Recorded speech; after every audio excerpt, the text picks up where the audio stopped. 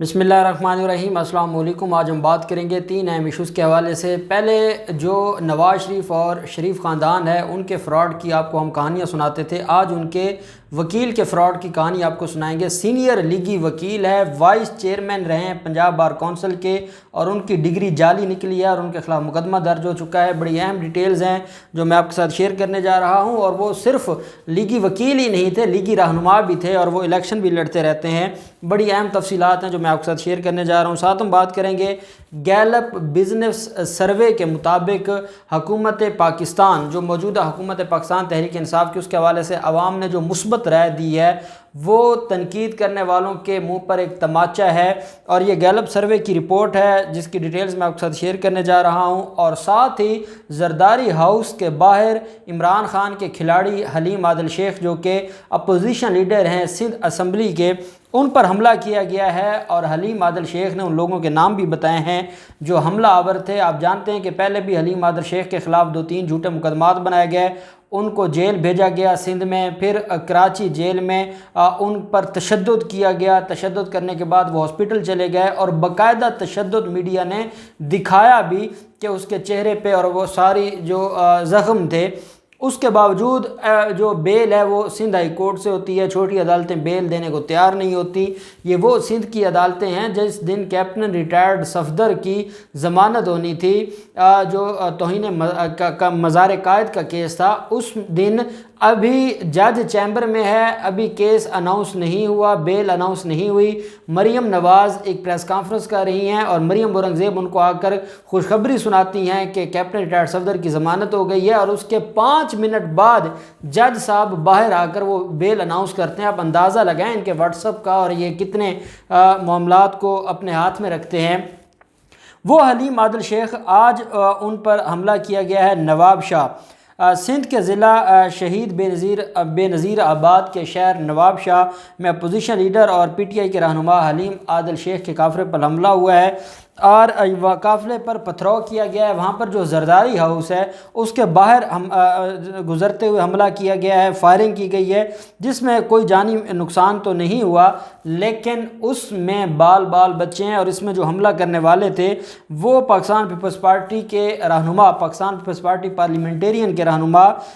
असद जरदारी, इमरान जरदारी, बाबू डोमकी और दीगर ने गाड़ी पर फायरिंग की। और बाकायदा हलीम आदिल शेख ने नाम बताए हैं कि ये जरदारी ख़ानदान के लोग थे जिन्होंने हमला किया है जरदारी हाउस के बाहर। और आप अंदाज़ा लगाएं कि ये वो लोग हैं, इस वक्त जब मैं आपसे बात कर रहा हूँ पाकिस्तान पीपल्स पार्टी पार्लियामेंटेरियन की हुकूमत है सिंध में, ना उन्होंने ना ही बिलावल हाउस की तरफ से ना बिलावल जरदारी की तरफ से कोई मजम्मत की गई है। सिर्फ़ और सिर्फ जो गवर्नर सिंध हैं, क्योंकि वो पाकिस्तान तहरीक इंसाफ से तल्लुक़ रखते हैं, उन्होंने मजम्मत भी की है और जो ज़िम्मेदारान हैं उनके ख़िलाफ़ कार्रवाई का भी मुतालबा किया है। साथ हलीम आदिल शेख ने कहा कि ये असल भुट्टो नहीं है, ये जरदारी के लोग हैं। और उन्होंने ये भी कहा कि मैं नवाब शाह में बैठा हूँ, किसी में ताकत है तो मुझे आकर मेरे साथ लड़ाई कर लें। और फिर उसके बाद जो पुलिस है वो मौके पर पहुंचती है और फिर पुलिस इस सारे मामले को देखती है। बेसिकली मुसलसल शिकस्त के बाद अब जो बिलावल जरदारी या जरदारी माफिया है वो हवास खो बैठा है। और जब से उनको ये पता चला है कि इमरान खान की एक खूबी है कि वो जिस काम के पीछे पड़ते हैं हाथ धोकर पड़ते हैं। और जैसे नवाज शरीफ के ख़िलाफ़ केसेस किए और नवाज शरीफ को मंतकी अंजाम तक पहुँचाया। मरीम नवाज़ की सियासत आज ये है कि उनके सगे चचा कह रहे हैं कि इनकी ज़ुबान बंदी होनी चाहिए और ये बात ना करे। शहबाज शरीफ की अपनी सियासत कहाँ पर खड़ी है वो भी आपके सामने है। अब इमरान खान का अगला टारगेट है सिंध और अंदरून सिंध और कराची के लोगों के साथ जो ज़्यादती हैं सिंध हुकूमत की और पाकिस्तान पीपल्स पार्टी पार्लियामेंटेरियन की जो हुकूमत है उसकी, उस पर अब माफ़ी इनको नहीं मिलने वाली। और इमरान खान ने यह नारा लगा दिया है कि अब सिंध भी कप्तान का होगा और वो सारी चीज़ें भी अब बहुत जल्द सामने आने वाली हैं। और अगस्त में वज़ीर-ए-आज़म इमरान खान ने ये कोविड के हालात ठीक होते हैं तो उन्होंने जलसे भी शुरू करने थे। दूसरी तरफ गैलप सर्वे बिज़नेस सर्वे है और गैलप पाकिस्तान की तरफ से ये सर्वे रिपोर्ट पेश की गई है और ये आज जारी की गई है। जो कारोबारी तबका है उनसे ये सर्वे किया गया है और कारोबारी तबका के मुताबिक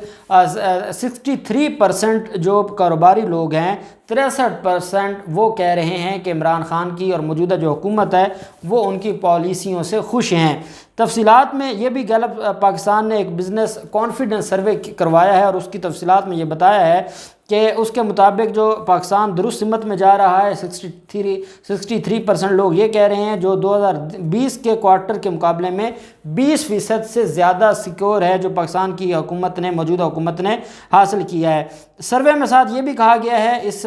رپورٹ میں، اور یہ جو ڈیٹیلز ہیں اس میں یہ بھی بتایا گیا ہے کہ ہر 10 میں سے 7 پاکستانی افراد کو، کاروباری پاکستانی افراد کو یقین ہے کہ آنے والے وقت میں کاروباری حالات مزید بہتر ہوں گے۔ گیلپ پاکستان کا مزید یہ کہنا ہے کہ 42% کاروباری افراد نے گزشتہ 12 ماہ کے مقابلے میں اب ملازمین کی کم تعداد ہونے کی اطلاع دی ہے، جس کی ممکنہ وجہ کرونا بتائی گئی ہے، جبکہ 57% کا یہ بھی کہنا ہے کہ انہیں دن میں زیادہ سے زیادہ 3 گھنٹے لوڈ شیڈنگ کا سامنا ہے، اور لوڈ شیڈنگ کی وجہ سے جو معاملہ ہے وہ کافی پریشانی کا باعث ہے۔ کاروباری افراد کے نزدیک لوڈ شیڈنگ سب سے بڑا مسئلہ ہے۔ خیبر پختونخوا اور بلوچستان کے 80% لوگوں کے نزدیک ان کے کاروبار کے لیے سب سے بڑا مسئلہ لوڈ شیڈنگ ہے۔ رپورٹ کے مطابق ہر 10 میں سے 7 کے نزدیک لوڈ شیڈنگ ایک بڑا ایشو ہے، جس پر اب جو کاروباری طبقہ ہے وہ پریشان ہے۔ کاروباری طبقہ 2 چیزوں کی طرف توجہ دلا رہا ہے، ایک تو کرونا کی وجہ سے جو معاشی حالات ہیں اس کو وہ یہ سمجھ رہے ہیں کہ اگر کہیں کوئی معیشت میں خرابی ہے تو اس کی وجہ سب سے بڑی وجہ کرونا ہے، اور دوسری وجہ ہے لوڈ شیڈنگ جو کاروبار کو متاثر کر رہی ہے۔ کرونا کی وجہ سے کتابوں اور اسٹیشنری کے جو کاروبار ہیں وہ کافی حد تک ڈسٹرب ہوئے ہیں، جبکہ جو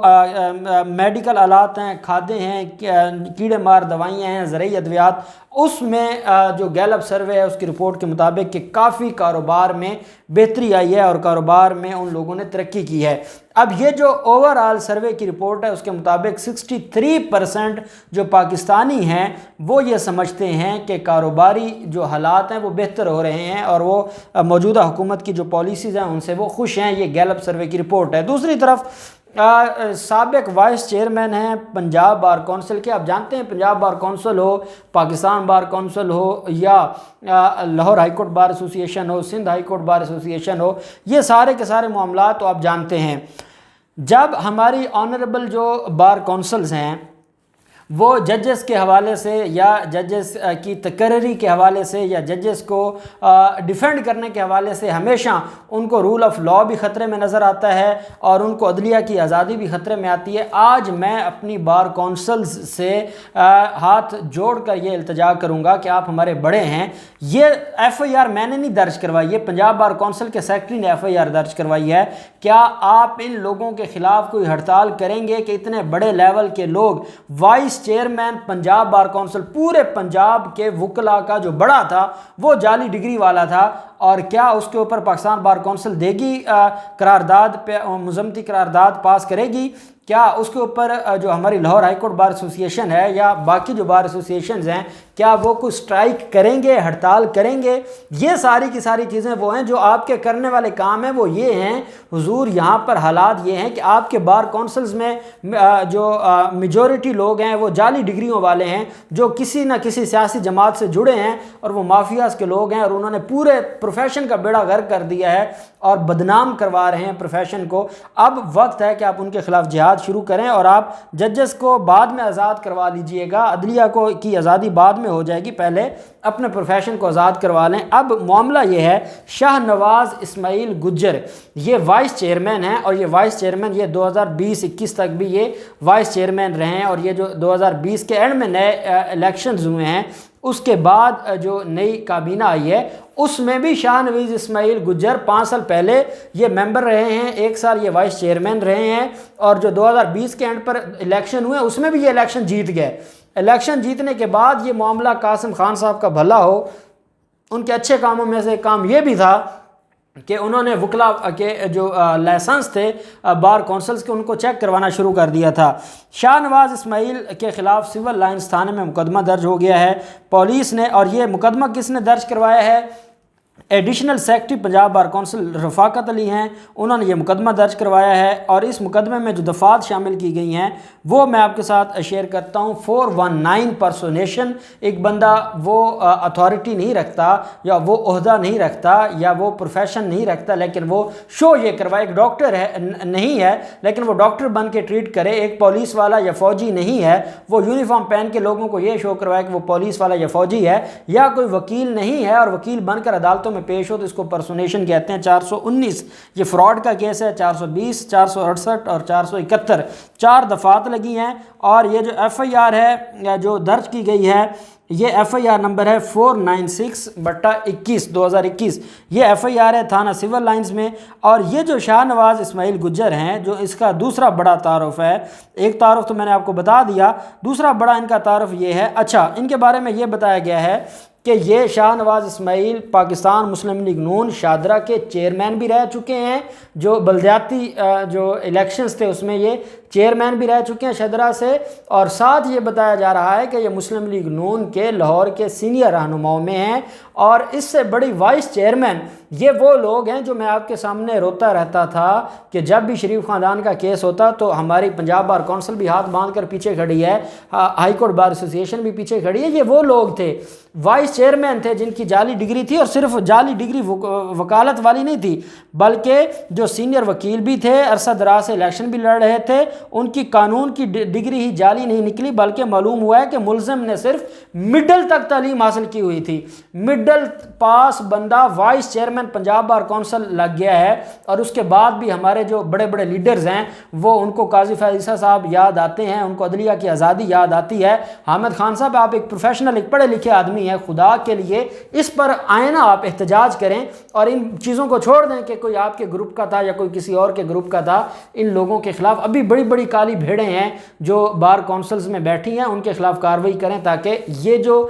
گند ہے اس کا صفایا کیا جا سکے، اور جو پروفیشنل اوریجنل لوگ ہیں جو محنت کر کے پڑھ کے ڈگری لے کے آگے آتے ہیں ان کو موقع دیا جائے کہ وہ اپنی جو ذمہ داری ہیں وہ نبھائیں۔ اب دیکھتے ہیں اس پر مسلم لیگ نون کی طرف سے کیا رسپانس آتا ہے اور بار کونسلز کیا رسپانس دیتی ہیں، جو بھی ڈیٹیلز ہوں گی ہم آپ کے ساتھ شیئر کرتے رہیں گے۔ اللہ پاک پاکستان کامیاب ناصر ہو، بہت شکریہ، اللہ حافظ، پاکستان زندہ باد۔